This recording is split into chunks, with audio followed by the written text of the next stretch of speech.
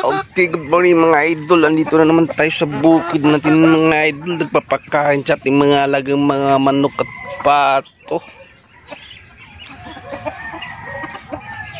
Ayan, nag-umpugan sila mga idol.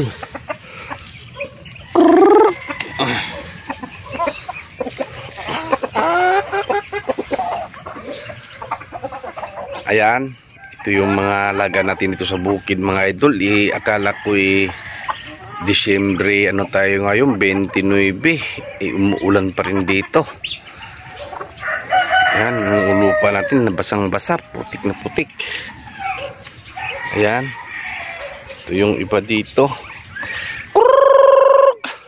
Yung iba ay wala pa. At dito may idol, dami na palang naglilimlim natin na hindi natin nakikita. Dito may naglilimlim dito. Ayan,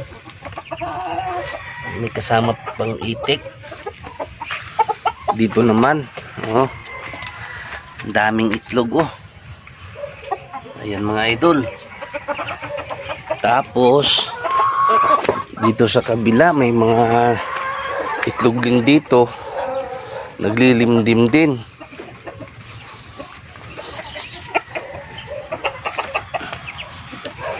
Ayan mga idol, lumabas na siya mga idol, oh. Ayan, naglilimlim yan mga idol. Ayan yung itlog niya dito mga idol, oh. Nalabas na. Okay. Ayan yung mga alaga natin dito sa bukid. At doon naman sa malaking kubo natin, nandun yung mga inahin mga idol.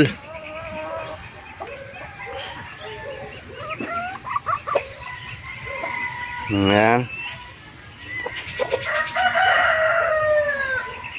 Okay, ganda tayong ano kasi may puro puti na tayo. Ayan, may purong puti tayo na pato.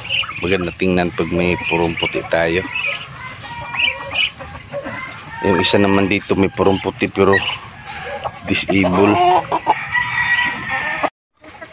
Ayan, dito na sa loob ko pinakain kasi yung isa, oh, ayan, ganda sana niya, disable, oh. Yung paan yung isa nasa likod.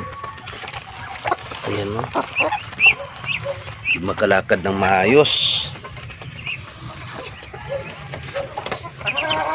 Ito naman yung isa dito, ayaw pa, di pa kontento sa pinapakain ko sa baba, umakyat pa talaga dito.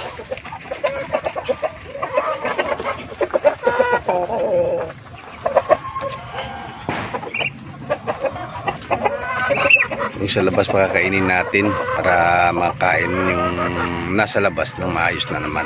Puntahan natin. Ito may ano tayo, to pure na Texas. Ayan. Tsaka yung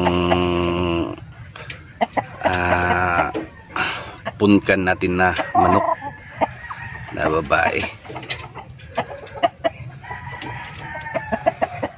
Yan sila.